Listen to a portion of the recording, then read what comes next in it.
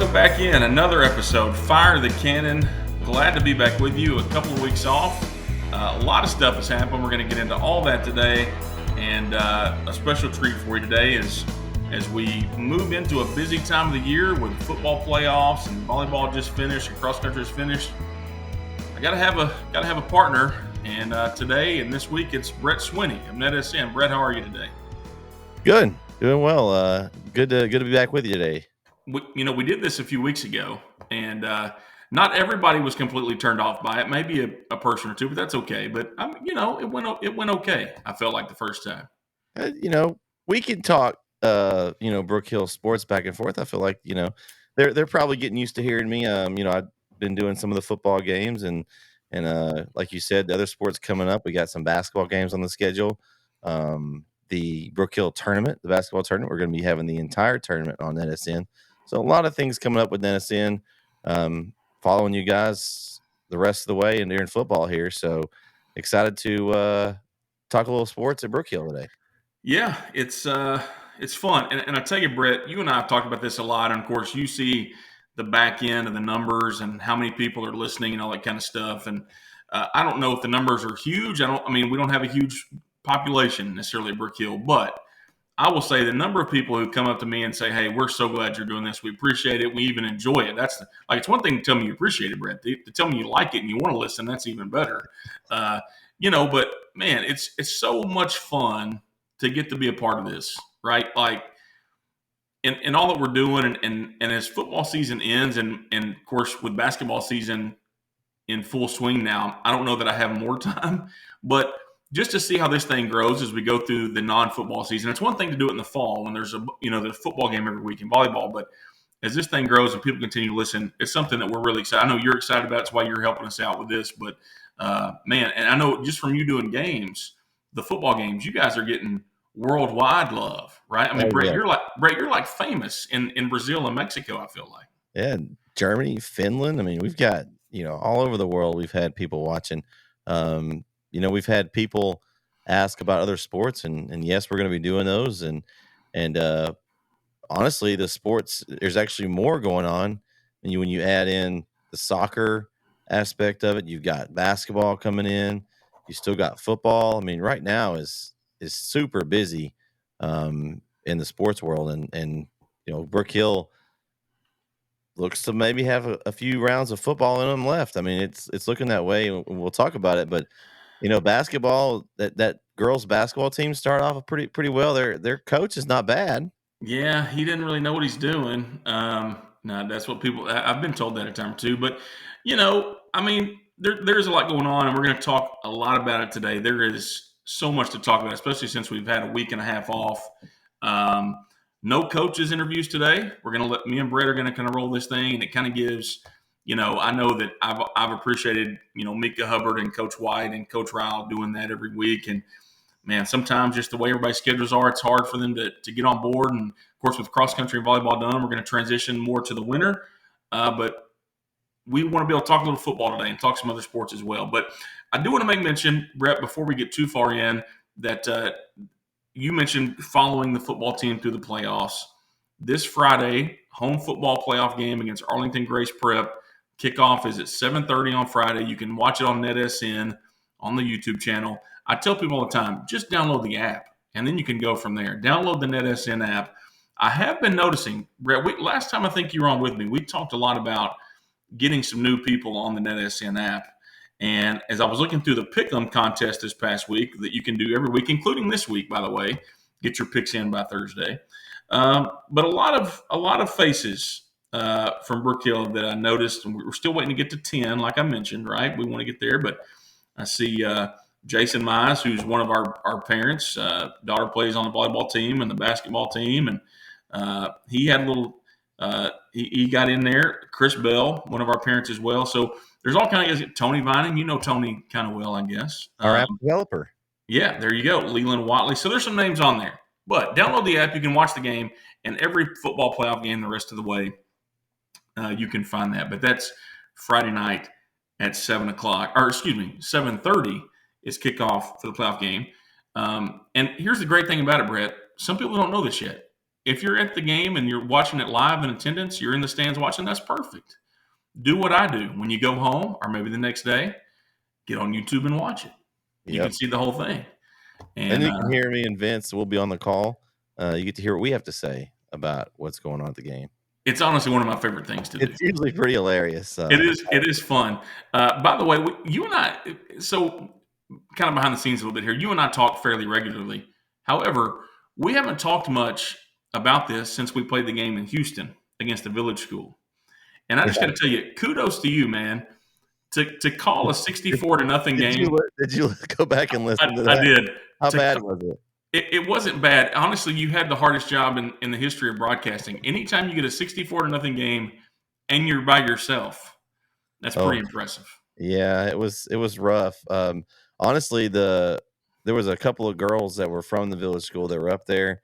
I was talking to them about the school and they were very nice. And like we had some players missing on the roster and some things, and so just ad-libbing the whole time. It was interesting. The amount of fans there were still some people that made the trip. There were some loyal fans, not very many. I know there was a watch party at my family's at my brother and sister-in-law's house. They had a watch party, so I'm sure there was a lot of watch parties going on, and hopefully they enjoyed the coverage. I mean, it was a interesting game, just in aspect. I mean, it was, and you'd forewarned me that this is a game that was added on the schedule, and it was a filler game. But it was hard. It was a really hard game to call because I felt for the other team, like it was just like they have a boarding school kind of like Brook Hill, and a lot of foreign exchange or foreign students that are there. And I was talking to the girls as well, and some of these they may never have even knew what football was, and they just kind of came over and played. And I mean, I think they said there's around 200 boarding students. I think is what they were saying. Yeah, they have a bigger boarding program than we do in terms of numbers, and we are fortunate, right? Half of I say half. I don't know if the numbers. I don't want to say half. A lot of our boarding students that come here because they want to play football in America have been around the game, and that's great. But then we have some who come here and they've never played before. They want to try, which we encourage that also. But their population, that's the majority of their kids, are kids who are just trying it. And that's, they're a TAP 6A school by enrollment. They play an independent schedule because they can't compete at that 6A level. I get that. And I'm, it's a great thing for those kids. I'm going to tell you, you mentioned they were being nice after the game, before the game, their staff, their people, their kids, super nice, super accommodating. I mean, I have not one bad thing to say about them. Yeah, they were super nice. I mean, in the booth, they didn't have a spot for us, but like they set us up top, and they helped us get our equipment up. I mean, you've seen my big massive case of equipment. That thing's not light, and it was just me and Rob. He actually was like right down from me from where I was stationed, and basically it was a standing room only. Like I could have sat down, but then I couldn't have seen the game. So I was standing the whole game. I had my iPad watching the Rangers, kind of keep an eye on them on there.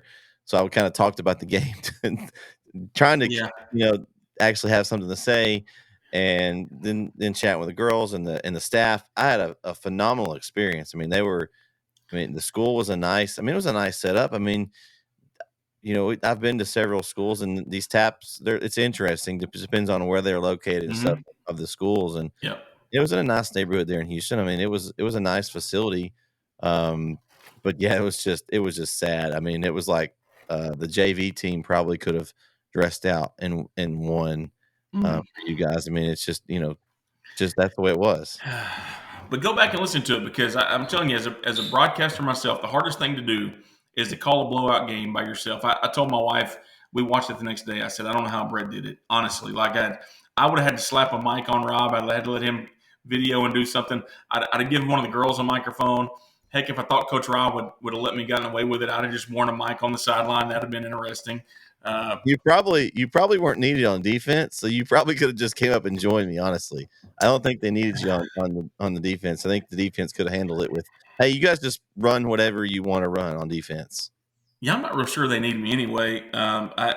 I guess that depends on who you ask. But Definitely in that anyway, game. yeah. In that game, I guess it was okay. But anyway, so let's don't. But watch the games on NetSN. Go back and watch all the games that Brett and the NetSN guys have done. I think there's 4 now on the year that you guys have done, maybe even more than that. Atlanta, Grace. We did 4 home games and the 2 road games, so we have Oh, 6. 6. Look at that. I can't even count.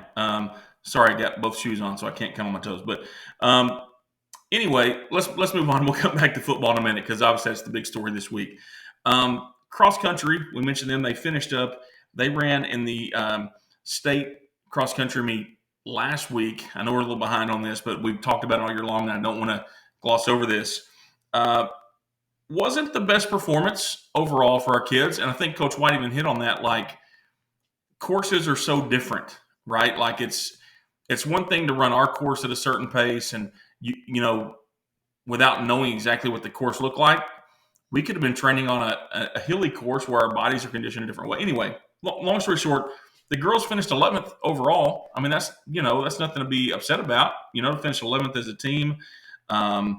Koju Abagunde, who was the district champion in our district, she finished 33rd overall. Tucker Dietz was the highest finishing boy. He finished in 52nd. The girls placed 11th. The boys placed 20th. So obviously a lot to grow on. You've heard him talk about it all year long. A lot of younger runners. There's a lot of talented runners coming up out of the middle school. I expect the program to just continue to get better. But at the end of the day, our first state competition of the year, we finished 11th on the girls' side. And I'll say it again, our girls' programs in general just continue to improve and do great things. And even the boys finishing 20th. I mean, listen, if I go to state competition and finish 20th as a team, we were there, we qualified, we'll deal with it later. Yeah, I mean, there's always room for improvement. I know we've talked about, or you have, about the middle school. He's kind of mentioned that throughout the year of how they've been doing, and there's several girls that have been doing really well. So if he's got some younger girls in the high school, and you've got some younger girls coming up here in a few years, I mean, they could be really, really good. So you just never know. I just give them all the credit in the world. Like, I can't imagine running all that way right now. I never liked it in high school. I mean, we did where in basketball, we were required to practice with a cross country team every afternoon when they were in season, because it was kind of like our off season basketball stuff. And man, oh man, it was not fun. I running. I mean, I was in shape, so I could do it. It's just like having the dedication to go out there and run, and that's all you're doing. Like, for basketball, at least you're running for a purpose, right? You're playing defense. You get to shoot, score, do some other things. Like, that's what they do. They run. That's it. And so to me, it wasn't real fun. So I give somebody all the props in the world that can dedicate themselves to get up early all these mornings and practice and run and do all these meets and different courses. And you're right. I mean, there's a difference between running up a big hill and running the flat ground. I mean, and so if you don't know what you're really preparing for, you're never going to know or have a exact course. There may be a course that you have that's similar, but you get out to that course, you don't know how that's going to fit your running style. So I give them all the credit in the world. That's a great finish for the season, and Coach White's doing a great job.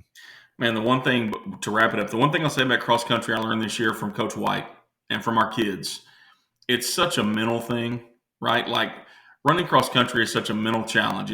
It's competing against yourself. It's competing against your mind, and it's something not everybody can do. You can be a great athlete and not be able to go run cross country. I've always wondered that. Like, man, why can't all soccer players go out and run cross country? They it's just a mental thing. Like, you have to just be, your mindset has to be so different. Running as a sport is so much different than just running in a game. So kudos to Coach White and what they're doing with the cross country program, and I have no doubt we'll be talking about them again next year as they continue to improve. And when we get to track season, some of those same kids you'll hear as Coach White has them going as well. Let's talk about volleyball. They finished up as well Halloween night. Volleyball lost in the area round of the playoffs to Arlington Grace Prep. In Grace Prep, the defending 4A state champions from last year, they didn't lose anything at all in terms of their players. Man, and that's a tough. I say this all the time about TAP's playoffs, Brett. You and I talk about this all the time. if you have to go on the road and play at somebody else's place, that home playoff game is so important.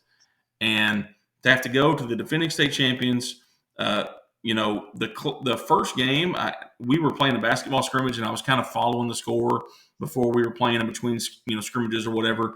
And we started out the first set was like 13-13, like it was close at the beginning. And of course, it ended up 3-0 Grace Prep. But man, this team, and I'll say this, and I say it in all sincerity, what they did coming from last year, not making the playoffs, Coach Hubbard's first year, trying to figure each other out, them trying to figure out her trying to figure out them, to where they're at now, where they were not only competing in games and playing well in games, they were beating some of the top teams in the district in different, and they were winning sets. So Yeah. it's a team and a program that's on the rise. And I know they're not happy losing in the area round 3-0, even though it's a good team like that. By the way, Grace Prep's playing in the state semifinals on Friday at 1:00, so it's not like it's not like they didn't win after that. They swept Dallas Christian the next week, and they play McKinney, two of our district teams, as we go along. But Yeah, man, what a and I heck of saw a year! Christian play as we covered that game in Brook Hill, and so I know how good they are, and they swept them. So I mean, I think to me, it was the seeding, and we kind of talked about it coming down the stretch. They were wanting to get that third seed, and you get that fourth spot, and you got to go play number one. That's tough, and then you got to go to their place, and then it's the defending state champions. I mean, that's a tough draw because I mean, with the way Taps is, I mean, you play the best really quick. It's not Yeah. like in UIL where you got all these teams and maybe you can win a couple games and then you play that state cut. It's like you may get them right away, and Mhm. I just give them props for they stuck it out and had some injuries I think down the stretch too. Jeremy, it kind of hurt them coming down the stretch as far as that seeding goes. Yeah, Gracie Dawson was limited some toward the end of the year. And I think just, you know, having to play Dallas Christian twice in that last week and back to back nights and all that. I mean, it kind of went funky at the end, right? They Yeah, had a week and they kind of got right. And I feel like at least when they played Grace Prep, they were playing with a full deck, right? Like it was, eh, but it's a team that when you look at who's left and who they've played, they probably are going to win the whole thing again, right? Like you lost to the best team, and I've always said this: if I'm going to lose in the playoffs, I want to lose to a team that's going to win it all, you know. But that doesn't make it any easier. They lose four seniors. Gracie Dawson is a huge piece of what they've done for the last few years. She's going to be gone. They'll have to find a way to replace that production. Mia Verbova, another one, they're going to have to figure out a way to handle that. So, Drayton Roy and Carly Ogletree, the other two seniors, they'll figure something out, right? a lot of around the net they're going to lose up Yeah, front. and that was why it was so huge, I think, for Coach Hubbard to get to play some of those younger players early. Cameron Buskey played a lot down the stretch for them as a freshman. Gemma James played a lot as a freshman. So, you got some. You'll get Juliana Mize back next year. There was some JV height that you'll get to add up to that roster next year. And as we move forward into Class 5 next year, we haven't even talked about realignment yet. Good grief, we'll talk about that a little bit later, maybe. But That could be a whole show. it could be a whole show. But as you move forward to a new district that, quite honestly, there's still some good teams there, but you lose the McKinneys and you lose the Prince of Pieces and the Dallas Christians that have been so good for so long.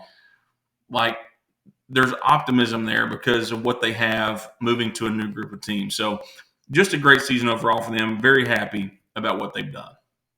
Yeah, that's awesome. Like I said, we got to catch a couple of the volleyball games. We did one against All Saints, and I was impressed. Like I said, I think that'll be the main key is to replace the height up front because they had some real tall girls up front, and you mentioned three of those four seniors were key cogs of that front line, and so that's what they're going to have to replace. From what I saw, Mize played well in spurts. To kind of help with that. But I think again, new district, new group of girls. I mean, I think Coach Hubbard's now established. You got maybe a little tradition now. Hey, we made the playoffs last year.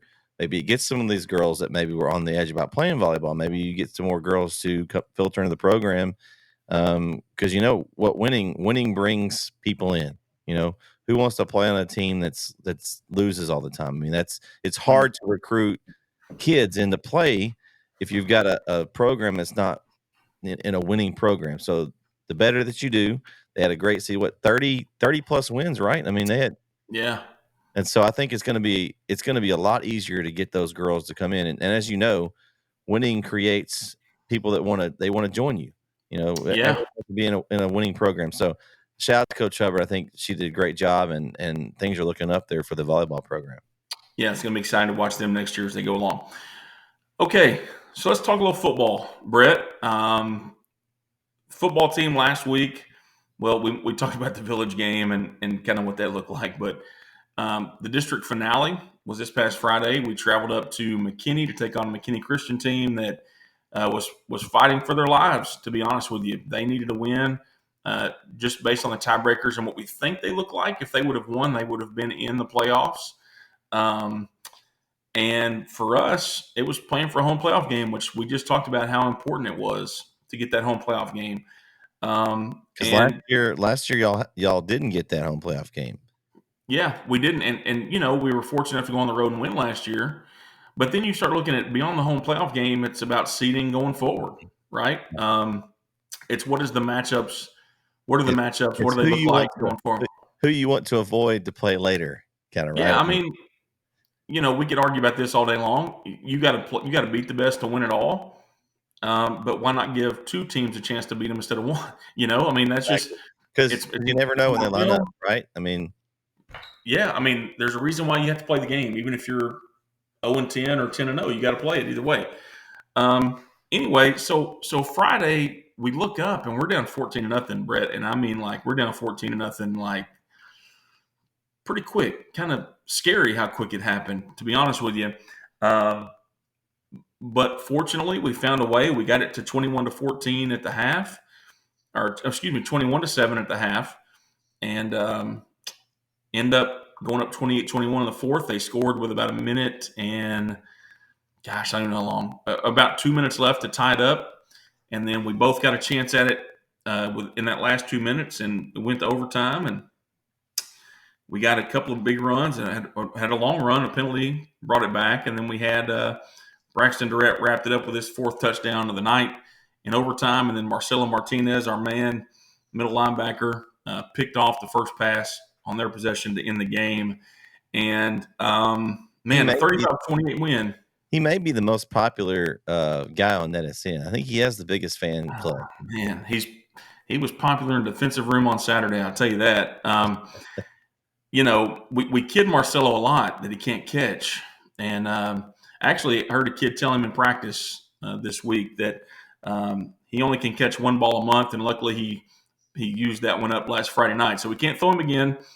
We have to get into December before we can throw it to him again. So if we're in the state championship, he'll get a pass, I guess. But, man, just a huge play on his part. And we get out of there with a 35-28 win. And, man, such a lesson learned, I think. Just hearing our players talk about the fact that it was a wake-up. Like, it's one thing for coaches to say, hey, this needs to be your wake-up call. It's you know you have buy-in, and you know you have kids who are committed to the program when they themselves say, we're not going to let that happen again. We're not going to be that flat again. Like, we don't care if the team we're playing is good. We don't care if the team we're playing is bad. We're going to be ready to go. And when I heard one of our kids say that this week, I thought, okay, we're fine. Like, yeah, we still got to play. We still got to practice. Still got to play. We got everything right, but we don't have to worry about that part. And that's such a huge part of a high school football game. Well, and at least you were able to learn that and still got the win. Yeah. It would have been a really painful lesson learned had that not gone y'all's way. And then, you know, the whole home playoff came out the window scenario. So, I mean, it's shout out to them. I mean, you and we talked about this a little bit earlier off the air, but, you know, you got into a game. You played Gallus Covenant. I think it was 3 or 4 weeks ago. We covered that game. Yeah. You go into that game, you play. I want to say the best game you played all year, complete game. I mean, Yeah, I think so too. 36-0. I mean, it was you dominated the game. I mean, didn't let them do anything. Then you go out and you have to play a Dallas Christian team who is amazing, best team They're in the good. state. Yep. Yep. Okay, and then you get demoralized. Yep. Then you get to bounce back and play a team that was almost below your level. So you've got some hard to focus moments here, which is Yep. is what led to where you ended up that last game. Is honestly in 2 weeks they hadn't had a game that was, or in 3 weeks hadn't had a game that was close, or that you dominated the one, which is a great effort. Then you got beat really badly by a really good team. Maybe should have been a little bit closer. Maybe you guys, I mean, didn't play, from what I gather, didn't play. I didn't get to see that game, but didn't play Brook Hill football. I mean, made some mistakes, could have been a lot better. Let it get away early. Yep. And then you go play a team that you should beat by 100 if the scoreboard wouldn't have been running the whole game. It would have been. And Yeah. so, like, you can see there's reasons why it possibly went that way with you guys. And Yeah. I mean, it's hard because you try to schedule those games to help you prepare yourself, but then you get that one game at the end that kind of was like we got to get a game in. You know, we don't want to not have enough games. So I don't know if that was a factor, but I mean, it could have been, really. I mean, you go into that game and it's like, now you need this game to get that home playoff game, and they come out and just hit you in the mouth 14-0, and you're behind the 8 ball. But the resilience of you guys, that you're able to withstand that, still not get down, and then work your way back and win in overtime. Good momentum builder there. I mean, I see it as a springboard. You know, it's good to see that, you know, the kids are all excited about it, and you know, it's a good way to enter the playoffs.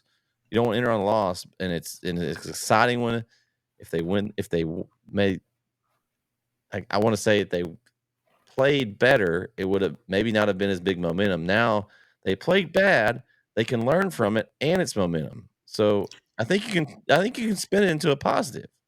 No, I think it is a positive. And here's the funny thing. I'm glad you said that, because Kyle Copeland, who is one of our new coaches, our receivers coach, after the game Friday, we're outside the dressing room, and the kids are, you know, changing. We're getting ready to leave and all that kind of stuff. And, you know, Copeland says, you know, I feel like that was a great, like, we needed that test, right? We needed to be in a close game and fight through it. And we kind of laughed and said, yeah, that's easy to say because we won, you know, like, yes, that's an easy thing for saying. And I think it was great. If you look back on it, we haven't been tested since the Atlanta game, and that was in week 5. I mean, that was back in September. Now, we didn't represent ourselves well against Dallas Christian. I think anybody who was there knows that. We didn't. I thought the Covenant game, as you mentioned, it was a complete game for us. We were locked in. We were trying to preserve the shutout. That was great. But then the DC game, and then the Village game, and whatever. But I thought what was good about last week was, and I think Coach Rao would probably say this too, when we needed to get focused and we realized we weren't focused, then we got that way. Like, down 21-7, Coach Rao was very polite and gentle when he went in the locker room. There was no loud voices or anything. That's a joke. But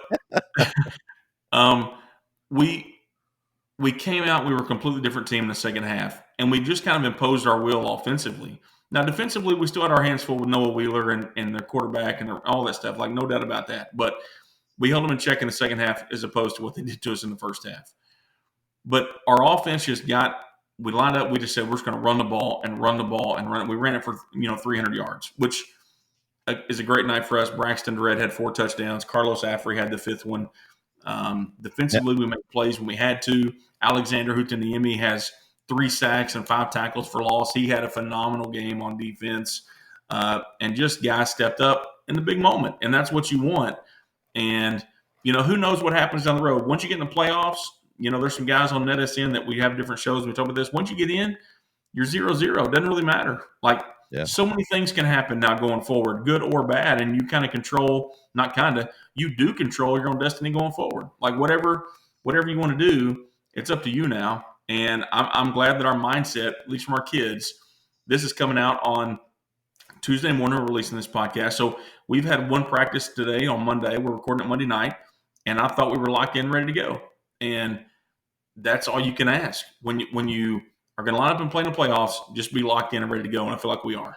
And it's good to see that Braxton's getting the ball and getting that touches. I know he's kind of fighting the injury bug early in the season, and so had a lot of guys step up. But when he was needed this week, 4 touchdowns. I mean, and you said 200 yards. I mean, that's great because he's struggled this year, and you can just tell he hadn't been 100%. I mean, he plays 9-0. That kid, if there's a brick wall, he's running through it. I mean, that's how he plays, and you love that. But he's kind of been banged up a little bit, so it's good to see that at the time when you need him, it's playoff time. He's at maybe the top of his game, and he's all year. I don't know that he's had a better game than that all season. It was his best game that I've seen him play probably ever. And it was, a lot on the line there. We had a lot of things that were on the line there, so it made it even more impressive. And I'll say this, Brett, to your point, they always say in football, you're only healthy on day one, right? Nobody's ever really completely healthy after day one. But also, I don't want to say names because, all of our Grace Prep fans that may be listening, I don't want to talk about this, but we're at a point to where we do have a lot of guys banged up, but they're working through it, and you would never know it when they're playing. Yeah, on Monday, Tuesday, Wednesday, Thursday, do we know they're banged up? Yeah, but on Friday night, you don't know it. And we also have some guys that are starting to get healthy. And that, somebody today at practice said, I feel like we're starting to peak. And I was like, you know what? Perfect. Let us peak in week 12. That could be the best thing for us. That's ideal, right? I mean, that's when you want to peak. So it's going to be a fun game. Now, I'll say this. We haven't talked a lot about the opponent in Grace Prep Friday night. I saw we posted who we were playing on Facebook this weekend, and golly, I hated it. Our man Swink posted this, by the way, Brett. You know Aaron, I think, but yeah, Aaron posted looking forward to a repeat of week 6, and I'm like, oh no, they're not the same team they were in week 6, and our kids know this, and this is not a secret. So I'm not saying it. They've changed quarterbacks. They moved their offensive line around. They had 2 300-pounders on the right side. Now one plays on the left, and one plays on the right. That may not seem like a big deal to everybody listening right now, but to me as a defensive line coach, it makes a huge difference because and you know why he's excited, right? He's my special guest in the booth Friday night. Man, that's going to be fun. Good for him. He's gonna be coming up there and hanging out with us. Good for him. Jacksonville's season's now over, so his play-by-play duties are done. So he's free now, huh? He's free. Aaron's gonna come and hang out with us. But Grace Prep was a different looking team, and if you remember the first game we played them, number 4 was one of their receivers. Big athletic looking kid, man, just a great looking kid. They moved him to quarterback, and it's funny because after we played him, we were like, man, if we had number 4, we'd just give him the ball every play. Well, they found a way to do that. They put him at quarterback. Were they listening to you? Did they have your phone tapped or something? Well, maybe, I don't know, but so they're going to look different, and I'm just telling you, everybody's listening, and everybody that's going to please do not just sit in your car or tell people that, hey, we already played this team once and beat them 27-7, because we might beat them again 27-7. It might be worse. I don't know. Maybe closer. But they're not the same team. Whatever happens is not what you saw in week 6. And I'll say this, not only are they a better team, I think we're a lot better now. I think both of those things are true. I think they're better, but I think we're better. And I think you can throw that game out the window, and then it's going to be 2 different teams than what you saw in week 6. So, it's exciting to have a home playoff game. We haven't had one in a couple of years. Coach Rowell and I were talking about this. It's only the second home playoff game since he's been here, so it's a big deal. It doesn't happen very often for us. You know what it is? It's the Nettis effect. Well, whatever. We'll take it. Please, every year. I'm hoping, and I don't want to hoping that Coach Jacob's not listening. We our first ever playoff game, and we were there, and it didn't go so well for the Guard. I'm hoping this one goes better. This one will go better. Here's the thing: are we still confident? We're still confident that if we show up and do what we're supposed to do, we're going to win the football game. But you got to do those things right. There's a lot of that's a big but in the playoffs, right? Anything can happen. So we need a big crowd. It's a lot of pressure to us being the home team. I mean, it's an advantage, but the pressure's on you obviously as well, because you got all your home fans are there. And I think That's kind of what happened when we went back to last basketball season. But really, that's what happened. The who was it? Covenant, I believe. Was it? No, Yeah, was it? Colleyville Covenant. Yeah, it was Chicago Colleyville Covenant. Covenant. Yeah, and they hung in the game, and then it got in the second half, and they just chipped away, and they stayed in it, and then you could just see the pressure. Like, Brook Hill's got all these fans here, and then they just took the air out of it, and they just made more shots at the end of the game, and so that's why it's so important for them to come out, focus, take care of business, because the longer you let someone linger in a game like that, I mean, it's house money to them. They're coming on the road, traveling 2 hours. They're the lower seed, and so we want to come out and take it and hit them in the mouth early, and not do what they did last week, because you don't want to get down that early in a playoff game. And you're right. The start will be important. And Coach Rao harped on this even right after the game. In the moments after the game, he told our guys, if you start like this next week, we're going to be in trouble. And that's what I appreciate about Coach Rao. And look, I'm friends with Coach Rao away from the field and away from the school and all that kind of stuff. But one of the things that I appreciate as someone who has a son playing for him, right, is that he uses every moment he can to teach our kids something about it. Like nothing's wasted. And Friday night, the lesson was this goes to show that if you aren't focused and you aren't ready, anything can happen. And we were fortunate to pull it out. You can't, there are teams across the world in every sport at every level. You can't depend on pulling one out at the end every time. You just can't. And so the start's important. And I expect us to have a strong start. I cannot stress the importance of get your tail out to the stadium and be in the stands for the game. And don't forget to get there for the tailgate. Man, the tailgate, the pep rally during the tailgate. Oh yeah, I saw that pep rally too. Man, it's going to be all kinds of stuff going on. So leave work early, get out to Brook Hill, tailgate, pep rally, football game. Man, where else would you? There's nowhere else you could be Friday night, right? No, nowhere. I mean, it's. I'm thinking back to all the playoff games that I've been a part of. Been fortunate to be a part of a lot of playoff games in my time at Brook Hill. And to me, I'm most excited about this one because we've had a home playoff game before. If I remember right, I don't know, Brett, but I don't think the weather was great. It was butted up against a weekend. We didn't have a lot of people there, and it was just kind of a dead atmosphere. And we need the opposite of that this time. We need it packed because it's going to be a good. I think it's going to be a good football game. It has that potential. It's two quality football teams, regardless of who wins. It's two good football teams, and that's all you can ask for. No, and the good news is, if you can't make it, there's no way you can possibly make it. You can still watch it on NSN. I'll be on the call. Me and Vince will be there, and we'll have the game live. And I'm excited. It'll be our first football playoff game on NSN. That's crazy. That's crazy. Well, kind of. I mean, yeah, it is actually. First football playoff game on NSN, yes. That's pretty fun. That's exciting. But that's there's a lot of things we talk about, but without giving too much away. But I'm excited about Friday. Get out there, kick off at 7:30. I'm going to pull up social media while I'm doing this. This is like terrible radio here. But I want to pull up the social media post and make sure that I'm right. You're going to schedule, yeah. I want to say it was tailgate, then it was then a pep rally, and then it was the game. And I can't remember what the times because I didn't see the post. We're posting a ton on Facebook, which is good, but I just can't find it. All right, here we go. Friday, 5:00 tailgate start, 6:15 pep rally start, and my favorite part of Friday nights, other than the game itself, lower school cheer and guard dogs. All right. Brett, do you pay attention much to the guard dogs?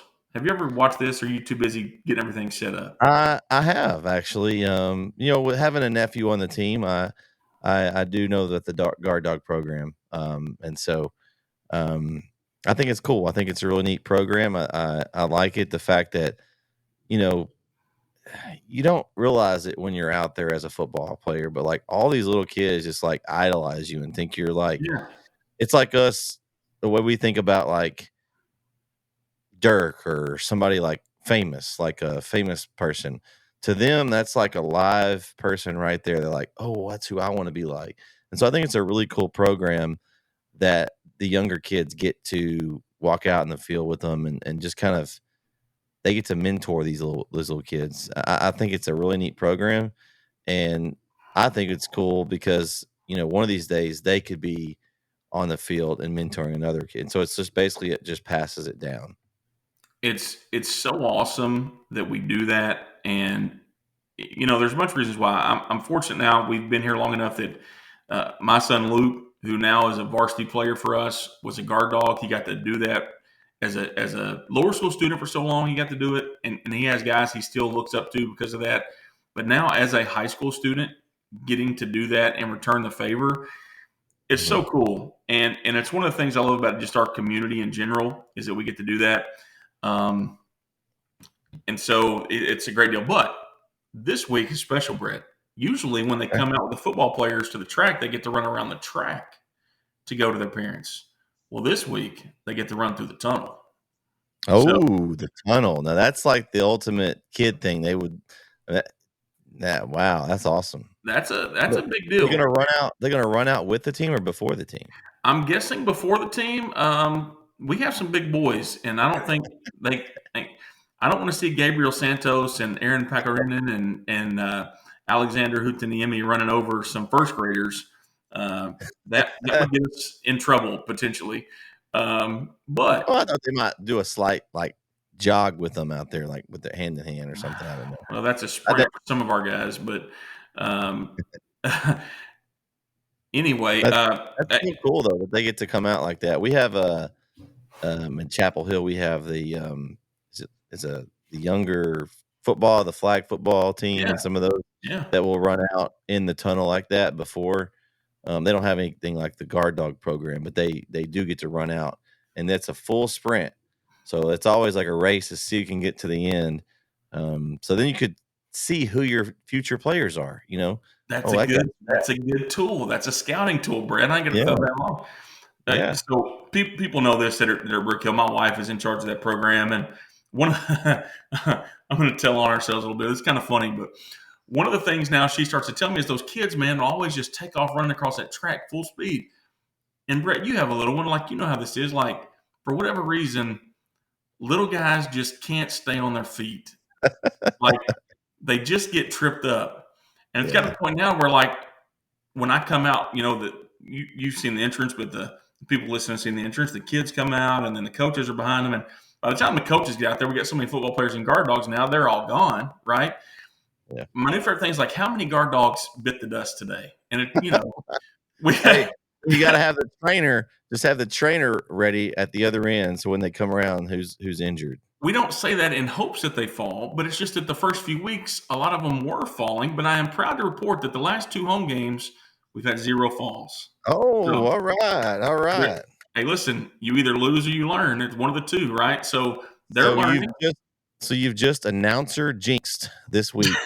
So when all these kids bite the bullet, we can all say that it was Coach Hubbard that was on him. Well, the good news is they're going to be on the turf. It won't hurt near as bad.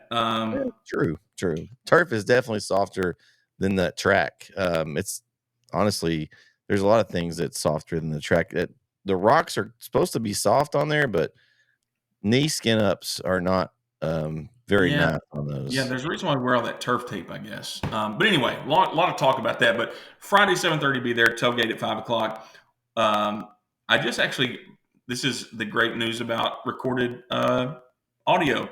I just got an email while we're sitting here, so I seem kind of distracted. I definitely was.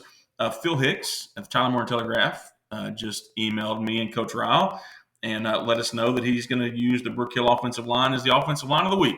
All right. That's a big deal. You were just talking about those guys. Yeah, that's a huge deal for those guys to get to do that.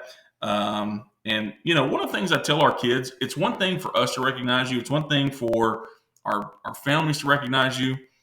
But when other people outside the program recognize you, that's a huge deal to me. Yeah. I think that's awesome. And those guys, we featured them on the program cover a few weeks ago. Not to brag on myself, but I feel like one of the things I was put in charge of getting the coverage for the programs this year. And one of the things early on we decided we wanted to do was we got to put the big uglies up there. They've done a great job all year. And C.J. Or Bird, Aaron or the Peckerman. or the big ugly guys, as Vince would say. Well, they're all pretty big and ugly. And I would tell them that that's not something except Aaron. Aaron he's not, but C.J. Bird, Aaron Peckerinen, Luke Cundiff, Alexander Hutaniemi, Gabriel Santos, and a bunch of guys who have filled in throughout the year. Luke Middleton played a big role in that before his injury early in the year. Eli Hall's had to play in there some. Cooper Kretzinger, Ben Kretzinger. A lot of guys have been a part of that, but those 5 last week were absolutely phenomenal in the win. So, enough football for now, because there are a few other things going on. This is not about me, but I do coach some great kids, and the girls basketball team did start play last week. Couple of scrimmages, and I'll be honest with you, Brett, you and I talked about this in the scrimmages, man. I had some people text me like, "Are you worried yet?" And I was like, well, yeah, I worry. That's what I do. But scrimmages were kind of hit or miss. I felt like it was kind of 50-50. We opened the season this past Saturday. We had West Rusk at home, a team that beat us by 20 points last year to open the season, and just a huge win for us on Saturday, 70-20.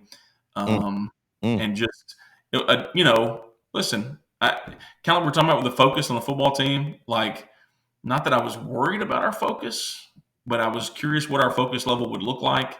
And it was pretty good. And you were missing a player as well. Yeah. Well, it's kind of been interesting because, Carmen Miller was out this week. She had an opportunity to do some things that she needed to be a part of, and we encouraged her to do that. Juliana Mize had just been with us for 1 day of practice because volleyball season. And then, people knew that Lila Morris was coming off an injury. So we literally, she got cleared on Friday night before we played on Saturday. So we were a little bit shorthanded and kind of, not at 100%. And our shooting percentage shows it. It was actually pretty bad. Scoring, it's rare, Brett. I feel kind of bad saying we didn't shoot the ball well. We scored 70 points, but I feel like we could score 95. You had a couple of girls that lit it up though for you. And it was a slow start even for them. Brenna Hill, had 26 points to lead us. Savannah Onley had 25. And they both, this is what coaches do. We just watch the film over and over again, and it never gets better. It always gets worse, right? And I just felt like, man, we literally we're acting like we've never shot a basketball before in the first 6 minutes of the game. Like, I don't know what's going on. So, big things coming for that group, I hope. Good news. It's week 1, as Corey would say, WEAK. So, you can throw this one out, get all the lumps and stuff. Once you get in the middle of that tournament schedule, y'all have it firing. I'm excited to get to see you guys this year. Yeah, so we're in action. Like I said, this Tuesday morning, right now we're releasing this. We play Tuesday at home, 7 o'clock tip against Bishop Gorman. So if you're free or Tuesday night, come on out and watch. I feel like we'll at least put on a show. Who knows it's a good one or a bad one or a circus, one of the two. Good crosstown rivalry at least. Good crosstown rivalry. And rankings don't mean a whole lot, especially now, but we're ranked number 9 in our class. They're ranked number 9 in their class. So, two teams that are at least garnering a little respect early on. They're 1-0. They beat Athens Christian on Friday night. They got a big win there. And then we're actually home again this Saturday again at noon. So 2 home games for us this week. Tuesday night at 7 against Bishop Gorman. Saturday at noon at home against Fruitvale. Fruitvale's team that beat us last year too. They beat us by 3 at their place. So we're kind of on that revenge tour right now, Brett, trying to get some of those back. It's easy to prep the girls for those kind of games too, though, because they all remember, or at least most of them do. They do, there's always things that are said, right? There's always things that are said by different people, and so I expect us to be really focused tonight against Gorman, and then preaching about the loss last year to Fruitvale is one thing. I do want to make mention. Forget about the varsity for a minute because whatever. We'll have plenty of time to talk about them. My middle school group actually played tonight, Monday night, while we're recording this. We don't have a 7th or 8th grade team or whatever. Our Navy team, which is our I don't even want to say A team. That's not really what it is. But our Navy team went 3-0 tonight. They They beat Gorman tonight, 35-12. So they're 3-0 on the year now. They beat Grapeland 45-5. They beat Cumberland 32-5, and then Mm. 32-15 tonight. So that's Mm. a special group too. And really, all of our middle school kids, I've been really impressed with them as we've gone along, and we'll talk more about them in the next few weeks. But they've done a really good job. So we're excited about that. Coach Agnew and his group. Of course, it's a little different for Coach Agnew for the boys. They got to wait till football's over to get everybody back. His middle school boys actually started practicing today, so I know he's excited about that and the things that they're going to accomplish. But that boys basketball team is going to be fun to watch too, Brett. I mean, I think you're in for an exciting basketball season between the girls and the boys. Like, there's a lot of nights. If you can come out and watch it, especially our tournament, we're going to be playing back-to-back every day of the tournament. And then once we get into district, man, I think it could be really fun to watch this year. Yeah, I'll be interested to see what Coach Agnew has up his sleeve. He had lost a couple of key pieces off last year's team, so he's gonna have to have some guys step up. And I know there's a couple of pieces that we have talked about that they're gonna add to the team, but they got Noah Langnemeyer back. So Beck Langmeyer. Oh, sorry, the other one. Yeah, sorry. Yeah, Noah's at UT. I don't think he wants to come back, but Yeah, never he know. might. I don't know. But yeah. So you've got the younger Langdonmeyer back, and so I think he's going to need some other pieces around him. The thing that I look for as far as what they're going to do is the point guard. You got to have somebody that can handle the ball and do that. So it'll be interesting to see what he's got up his sleeve. I know Coach Agnew is a great coach, and he'll find some. But hey, his season might be delayed for a little bit. Hopefully, for you guys' sake, it is. It could be. I'm at least fortunate enough to be able to be doing both. I say fortunate. I am Is that fortunate. fortunate? Is that No. fortunate? Hey, man, you know me, and I tell our basketball parents this every year. Like, don't mistake the fact that I'm doing both as I'm half in either one. Like, I'm 100% in both of them. The problem is I don't have 200% to give. So, like, Saturday after, like, we played the football game Friday night. We had a basketball game Saturday at noon. I came home at like 3 o'clock, and I was like a zombie until like 9 o'clock Saturday night. I'll sleep when I'm dead, Brett. I don't have any time to sleep right now. I understand. That's kind of how I am around. I mean, it's just like this week's a packed week. We have recording this. We recorded another show earlier tonight. Wednesday night's our wrap up show on NetSN we have every week, and then me and you are going somewhere Thursday night. I'm kind of excited about this. Thursday night, I text you on Sunday. I was like, man, I got the itch. Like, find us a game to go do since we're playing Friday night. We'll have an early practice night Thursday. It'll be perfect. You and I are going to be at the Tomato Bowl in Jacksonville covering Garrison and Leon. Most of you listening have no idea or any care at all about that. That's okay. You don't have to like it. I'm excited about it. That's We're all you need to excited. know. We're Brett's excited. Hey, you get us together in the booth, and it's going to be entertaining. So it should be a lot of fun. I hope so. Few of the things to make mention of before we get out of here for the week, because we're pushing an hour, and I don't want to do that to everybody. But most of you know, last year the defending TAP State cheer champion guard cheer team, they're preparing for their competition. That's on Monday, December 4th. The coach is fairly important. I'm just kidding. She's really important in my life. My wife, Tiffany, and we're going to be visiting with her in the next couple of weeks, either next week or the week after, as we've kind of lost or we're transitioning to the winter sports. We have some time to interview her and to talk to her about kind of what they're doing, because I think people forget, Brett, one of the hardest things to do in the world is to repeat at anything. Oh yeah, Right? your target's on your back all the time. Everyone's going to give you their best shot. It's a challenge, but we'll give her a chance to talk about that. And I know a lot of you listening are cheer parents. So a lot of the ones that have come up to me and said, "Hey, we really appreciate you doing this. We enjoy it." A lot of you are cheer parents, and so you know how much of a challenge that is. And so get a chance to kind of go behind the scenes a little bit there. I also want to mention, we talked about winter sports and basketball. Soccer is going too. My man, Coach Rodrigo, he's got the girls going. They're blowing and going. I don't know exactly when they start playing games. I know, basketball is different because we don't play football in the gym. However, they play soccer on the football field or whatever it is. So they're kind of delayed until football is over to play games or on the road. But We'll be talking to Coach Rodrigo some, and then Coach Collins and the boys, of course. Brett, if you think I have it bad practicing basketball until 7:30 or 8 some nights, my man, Coach Collins and Coach Rodrigo, they're practicing soccer sometimes until 9 or 9:30 because of field availability. It's a challenge, but they're getting that done. But anyway, so all that's going on. There's so much going on at Brook Hill right now, and we hope. Actually, I saw a post on Facebook today from the actual Brook Hill school account. They just said, "Hey, we understand there's a lot going on. Follow our calendars, follow our social medias, and we'll make sure you know what's going on because there is a lot. There's so many games and stuff going on. That's just in athletics. I know they had the one-act play. The dinner theater was last week, and there's all kind of things that are going on at the school. But make sure and check that out, and make sure and check out NetSN on YouTube. You can see all the games they broadcast in the past. Get the NetSN app. The Pick'em contest. It is not too late to get in. You're not going to win for the year. That's fine, but you can win for the week. You can be a weekly winner. You can come cheer me on as I'm 7 games off the lead. I've got the whole playoffs to catch back up. Hopefully I can get that. I think you're still ahead of me, Brett, by a few games. But man, yeah, I've kind of lost touch. I've kind of lost touch with the leader. He's kind of gotten ahead of me here.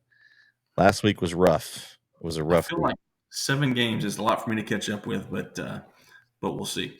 Okay, so Friday 7:30, NetSN app, Brook Hill, Arlington Grace Prep playoff football game class, in football I'm wrong.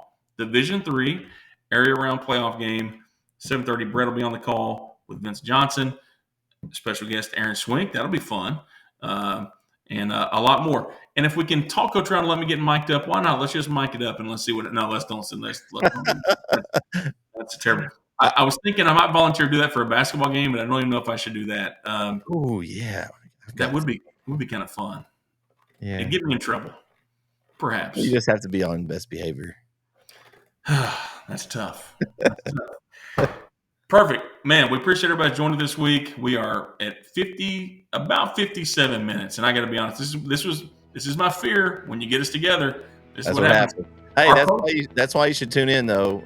You know, if you have an FHS, come check out that game Thursday night because if you like listening to us, let's listen and talk about a football game. That'd be a lot of fun. I'm scared our post-game show might last 3.5 hours. Guys, we need y'all to leave the stadium, please. It could happen. Anyway, all right, perfect. We appreciate you listening.